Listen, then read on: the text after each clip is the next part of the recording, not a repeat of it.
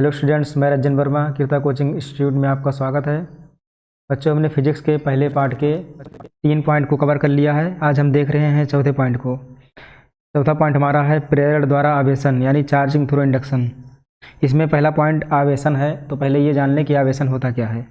आवेशन का मतलब होता है कि कोई भी उदासीन वस्तु है उसको हम धनावेशित या ऋणावेशित करा दें तो इस प्रक्रिया को हम आवेशन कहते हैं। यानी कोई भी उदासीन वस्तु धनावेशित या ऋणावेशित करने की प्रक्रिया ही आवेशन कहलाती है। तो इसका परिभाषा लिख लें हम। यहाँ लिख दे रहे हैं, किसी उदासीन वस्तु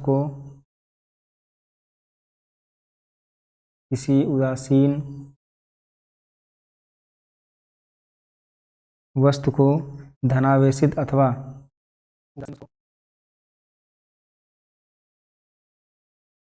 ऋणावेशित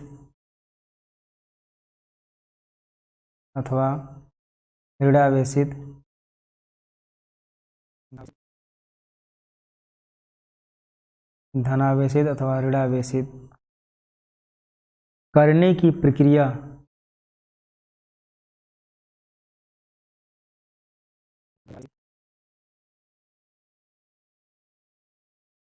धनावेशित अथवा ऋणावेशित करने की प्रक्रिया ही आवेशन कहलाती है।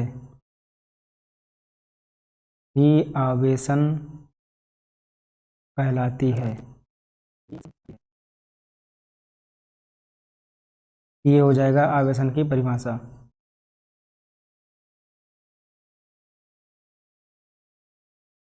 वस्तु धनावेशित कब होगी?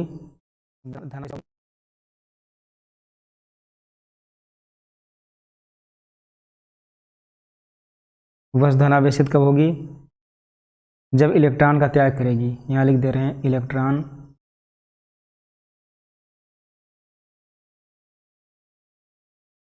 का त्याग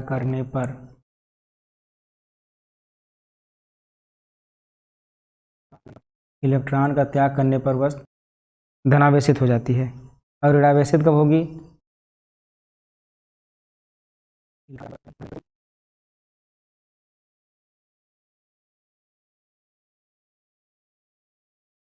जब इलेक्ट्रॉन ग्रहण करती है। जब इलेक्ट्रॉन का ग्रहण होता है, इलेक्ट्रॉन का ग्रहण करने पर, यानी इलेक्ट्रॉन एक्सेप्ट करेगी तो क्या हो जाएगा? ऋणावेशित। इलेक्ट्रॉनों की संख्या अधिक हो जाएगा तो वही ऋणावेशित कहलाएगा। जो प्रेरण द्वारा आवेशन है उसमें आवेशन की प्रक्रिया को हम डिटेल से समझते हैं। जैसे अभी मान लें कि सोडियम तत्व को ले लें, हम ले रहे हैं यहाँ सोडियम। अगर सोडियम तत्व को ले लें और इसमें इसका जो इलेक्ट्रॉनिक विन्यास है वो 2, 8 और 1 होता है। ये होता है सोडियम का इलेक्ट्रॉनिक विन्यास। पहले हम बना देंगे परमाणु नाभिक। ये परमाणु नाभिक है हमारा, इसके चारों तरफ कक्षाएं हैं।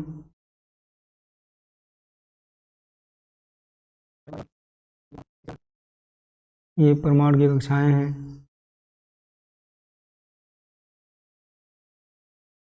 तो इसमें हम टोटल 3 कक्षाएं बना दे रहे हैं। तो पहली कक्षा थी, ये हो जाएगी दूसरी कक्षा,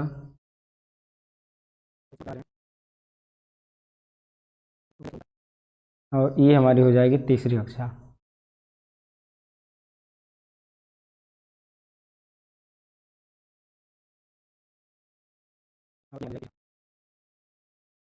ये है तीसरी कक्षा।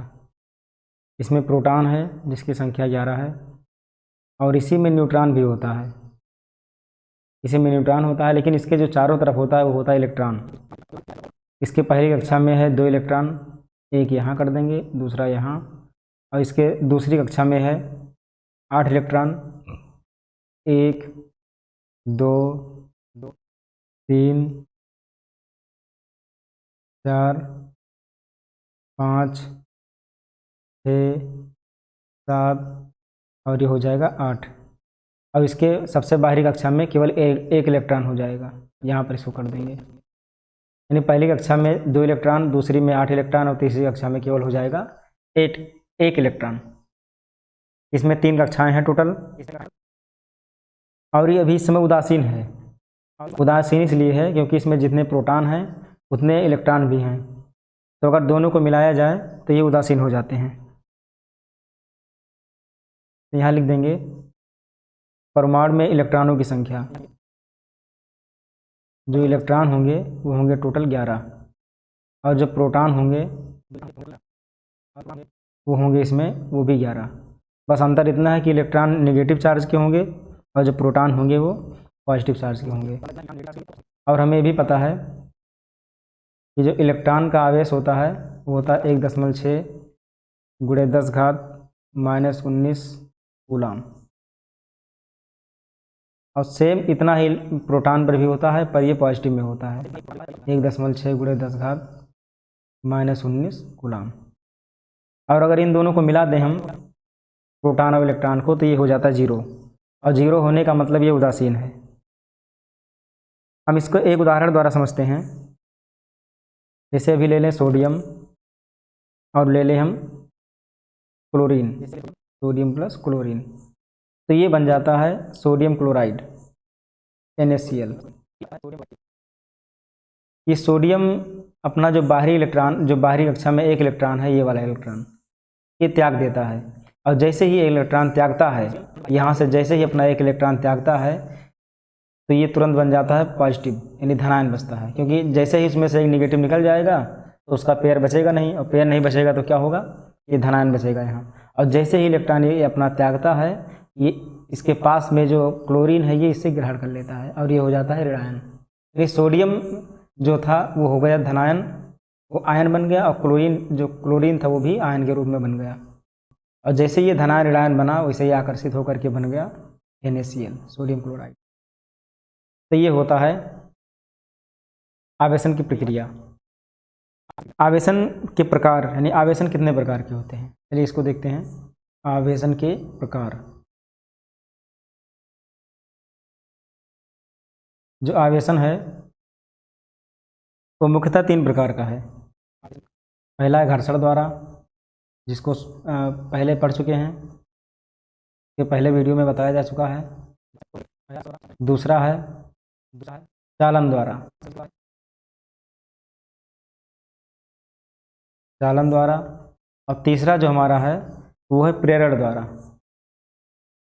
जिसको हमें पढ़ना है डिटेल से। पहला घर्षण द्वारा, हमने शुरुआत में पढ़ा है कि कांच की छड़ को रेशम के कपड़े से रगड़ा जाता है, तो रगड़ने के बाद में क्या होता है कि जो रेशम का छड़ है वो आवेशित होकर के इसका जो इलेक्ट्रॉन होता है वो चला जाता है किसमें, रेशम के कपड़े में। और जैसे ही इलेक्ट्रॉन उसमें रेशम के कपड़े में ट्रांसफ़र होने लगता है तो ये कांच की छड़ जो है वो धनावेशित हो जाती है, और जो रेशम का कपड़ा है वो ऋणावेशित हो जाता है। यहाँ बना दे रहे हैं, ये है कांच की छड़ और यहाँ रहेगा रेशम का कपड़ा। जब इन दोनों को आपस में रगड़ेंगे, घर्षण कराएंगे, तो इसका जो इलेक्ट्रॉन है वो सब चला जाएगा रेशम के कपड़े में, ये हो जाएगा धनावेशित और ये हो जाएगा ऋणावेशित प्रकार से। चालन द्वारा, चालन द्वारा ये है कि यदि कोई उदासीन छड़ है या कोई वस्तु है उदासीन, कोई उदासीन यदि वस्तु है और इसके समीप में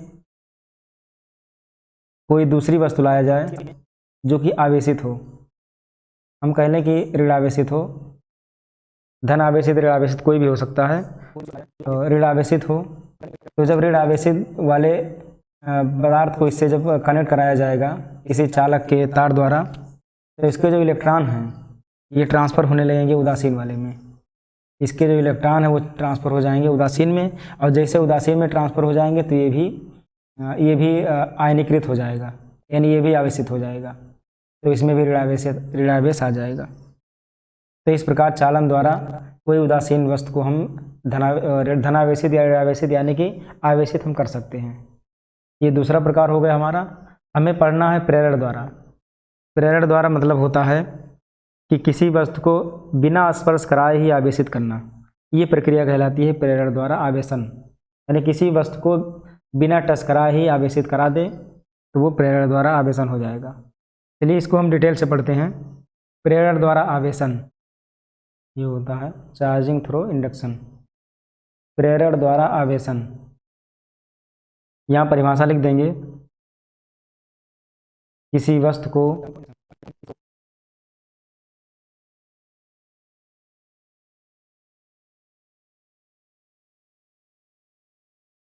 किसी वस्तु को स्पर्श किए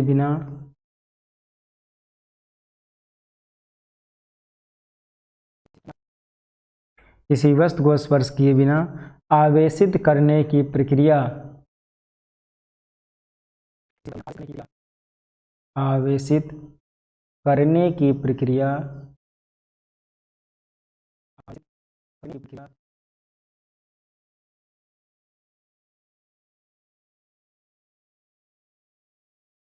ही प्रेरण कहलाती है। ही प्रेरण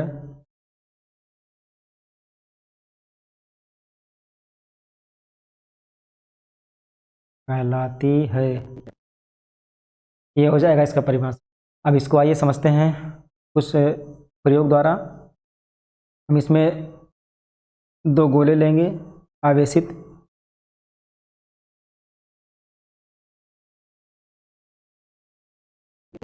ये दो गोले लेंगे जो कि एक दूसरे से स्पर्श है, स्पर्श किया हुआ दो गोला रहेगा।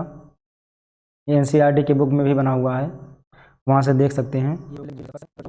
एक गोला ये है, दूसरा गोला B है।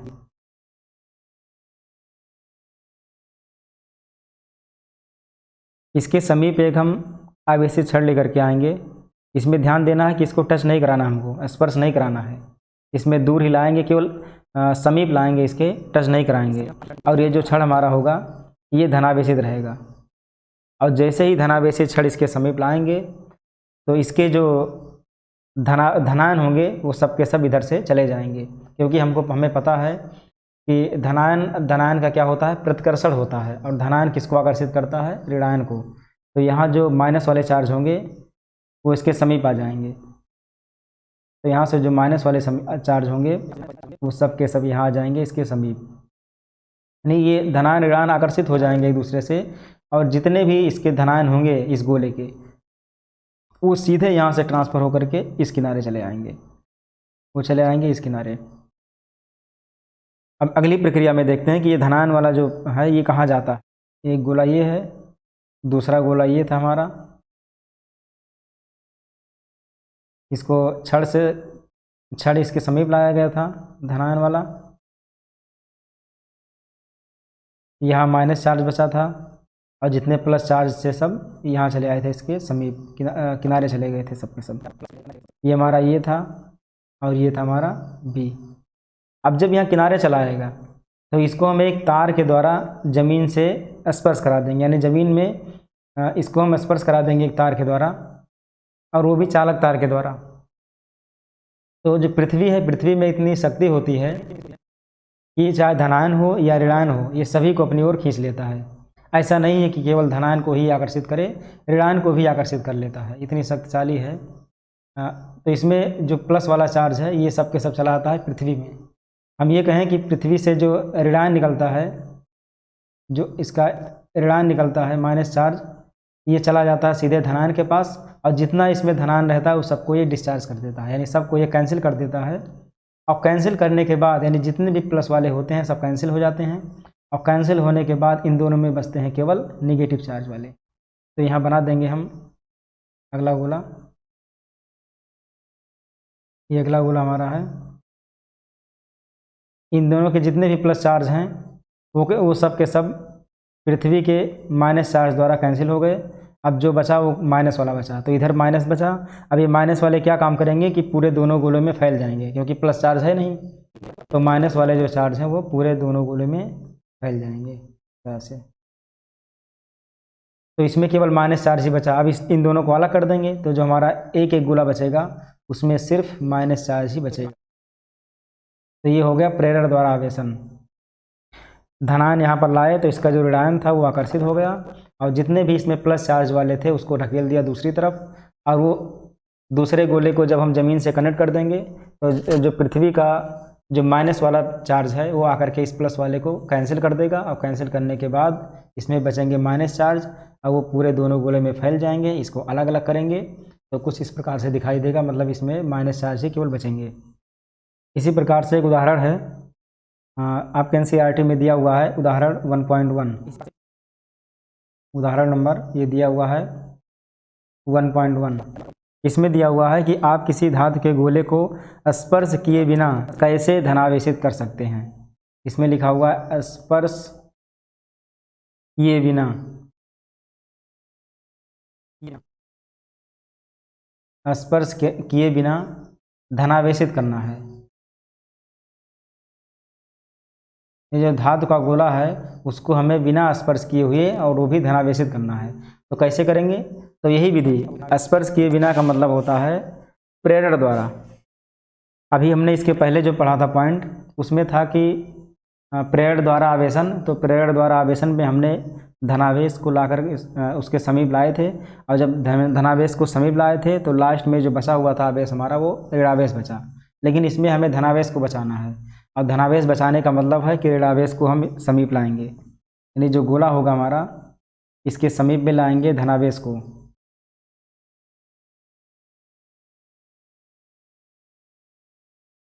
गोले के समीप इसमें प्लस माइनस दोनों होंगे, क्योंकि ये उदासीन है। उदासीन का मतलब होता है कि जितने प्लस वाले उतने माइनस वाले, ये सब के सब होते हैं, इसमें प्लस माइनस सब होंगे, जितने प्लस उतने माइनस होंगे। अब इसके समीप जब माइनस चार्ज को लाया जाएगा तो इसमें जितने माइनस चार्ज वाले हैं वो सब के सब चले जाएंगे दूसरी तरफ।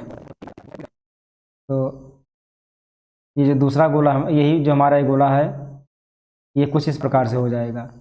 जो माइनस चार्ज वाला है इसके समीप आ जाएंगे प्लस वाले, क्योंकि माइनस प्लस आकर्षण, माइनस प्लस के बीच में आकर्षण होता है।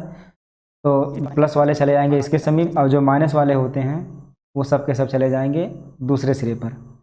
इसको हम एक चालक तार द्वारा जोड़ करके इसको ज़मीन में प्रवाहित कर देंगे, और जब ज़मीन से इसको कनेक्ट कर देंगे तो इसका जो प्लस वाला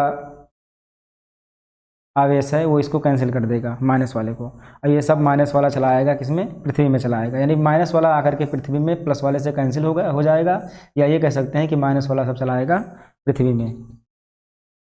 तो इसमें जो बचेगा गोले में वो केवल प्लस प्लस वाला बचेगा। तो अगला गोला बनाएंगे हम। तो ये धातु के गोले में सिर्फ यहाँ प्लस चार्ज बचेगा इस किनारे पर, और प्लस चार्ज बचने के बाद अभी यहाँ पर जो आवेशित छड़ है वो लगा रहेगा इसे, और जैसे इसको हम हटाएंगे, ऋणावेशित वाले को जैसे हम हटाएंगे तो ये जो हमारा धनावेश है, यानी धनायन जो इसके गोले के अंदर है वो पूरे गोले में फैल जाएगा हर तरफ। जैसे ही चालक छड़ को, यानी जो आवेशित छड़ था माइनस वाला, उसको जैसे हटाएंगे तो ये पूरे गोले में धनायन फैल जाएगा। तो हम ये धनावेशित हो गया, यही हमें करना था। क्वेश्चन में यही दिया था कि स्पर्श किए बिना धनावेशित किसी धातु के गोले को धनावेशित कैसे किया जा सकता है। तो यही तरीका है कि इसमें उदासीन गोला है, उसमें उसके समीप लाएंगे माइनस वाले आवेशित छड़ को, और जैसे माइनस आवेशित छड़ को लाएंगे तो प्लस वाला इससे इसके संपर्क में आ जाएगा, माइनस वाला चला जाएगा दूसरी तरफ, ये प्रतिकर्षित हो जाएगा। इसको हम एक चालक तार द्वारा जोड़ करके ज़मीन में कर देंगे, और जैसे ज़मीन में करेंगे पृथ्वी से कनेक्ट करेंगे तो ये माइनस वाला चला जाएगा पृथ्वी में, क्योंकि पृथ्वी का जो प्लस वाला है वो एक्टिव होकर के माइनस वाले को खींच लेगा, और यहाँ केवल बचेगा प्लस प्लस। और जैसे ही हम चालक तार, जो चालक की छड़ है ऋणावेशित, इसके बाद जैसे ही हम ऋणावेशित छड़ को हटाएंगे तो ये प्लस वाला जितना भी है वो पूरे गोले में फैल जाएगा, और इस प्रकार से जो गोला है वो धनावेशित हो जाएगा। तो बस बच्चों आज के लिए इतना ही, इतना देखिए, इसको समझिए और अपना नोट्स बनाएं। उसके बाद अगले पॉइंट को फिर अगले दिन लेकर के आएंगे। तब तक हमारे साथ बने रहें। हमारे जो यूट्यूब चैनल है इसको सब्सक्राइब करना ना भूलें, सब्सक्राइब भी करें, लाइक भी करें, और बेल आइकन को भी दबा दें, क्योंकि ताकि हम वीडियो जब भी अपलोड करें तो आपको इसका नोटिफिकेशन प्राप्त हो जाए और इसे आप आसानी से देख सकें और समझ सकें। धन्यवाद बच्चों।